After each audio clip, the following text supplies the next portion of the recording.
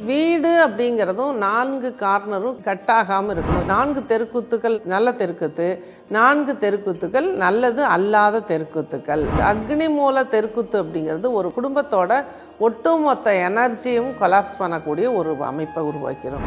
வடமேற்கு வடக்கில் வரக்கூடிய தெருக்கூத்து இது ஒட்டுமொத்த குடும்பத்தையும் கடனில் கொண்டு போய் சிக்க வச்சு மனைக்கு வெளியில் வடக்கு கிழக்கில் என்ன இருக்குது, தெற்கு மேற்கில் என்ன இருக்குங்கிறத செக் பண்ணி தீபஜோதியில் இல்லங்களிலும் உள்ளங்களிலும் பவித்ரம் பரவட்டும். நற்பவி யோகி ராம் சூரத்குமார். அன்பு நேயர்கள் அனைவருக்கும் வணக்கம். வீடு அப்படிங்கிறதும் 4 கார்னரும் கட் ஆகாமல் இருக்கணும். எந்த ஒரு மூலையாவது கட் பண்ணி அந்த இடத்துல கார்போரேட்டிவ் போடுறதும் தவறு தான். ஏன்னா எந்த மூலையுமே கட் ஆகக்கூடாது. சதுரமாக இருக்கணும் அல்லது செவ்வகமாக இருக்கணும் ஒரு வீட்டோட அமைப்பு. இதையும் ரொம்ப கவனித்து செயல்படுத்தணும். அது போலவே மேற்கு பக்கமும் தெற்கு பக்கமும் பள்ளமாக இருக்கா மேடாக இருக்கா அப்படிங்கிறதையும் ரொம்ப கவனிக்கணும். கூடுதலாக ஒரு மனைக்கு ரோடு எந்த பக்கம் போகுது அப்படிங்கிறதையும் ரொம்ப கவனித்து, சரியான ரோடு இல்லாத, அதாவது சில இடங்களில் தெருக்குத்து அப்படிங்கிறது ரொம்ப பாதிப்பை கொடுத்துரும். 4 தெருக்குத்துக்கள் நல்ல தெருக்குத்து, 4 தெருக்குத்துக்கள் நல்லது அல்லாத தெருக்குத்துக்கள். அப்போ எந்த தெருக்குத்து நல்லது அப்படின்னு பார்த்தீங்கன்னா, வடக்கிலிருந்து வரக்கூடிய ஒரு தெருக்குத்து சூப்பர், வடகிழக்கில் கிழக்கிலிருந்து வரக்கூடிய ஒரு தெருக்குத்து சூப்பர்.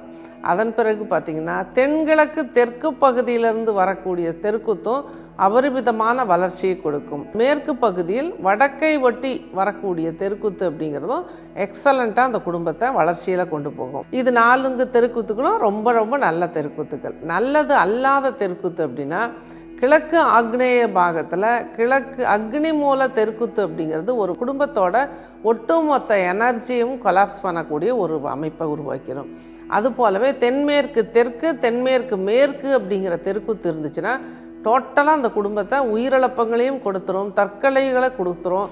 அந்த இடத்துல குடும்பத்தை டவுன்ஃபாலில் போக வச்சிரும். அதே போல் வழக்குகள் நிறைய உருவாக்கி கொடுத்துரும். ப்ளஸ் அந்த இடத்துல எந்த பொருளாதார முன்னேற்றமும் இல்லாத அந்த வீடே அழிந்து போகக்கூடிய ஒரு வாய்ப்பையும் இந்த பூமி கொடுத்துரும். இதையும் ரொம்ப கவனிச்சுக்கணும்.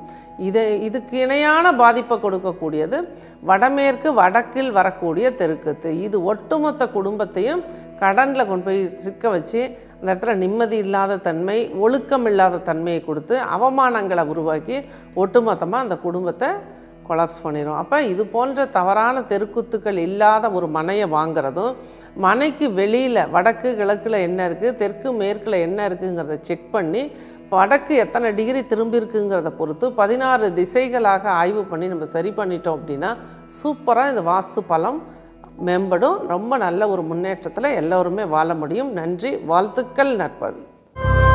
தீபஜோதியில் இல்லங்களிலும் உள்ளங்களிலும் பவித்ரம் பரவட்டும்.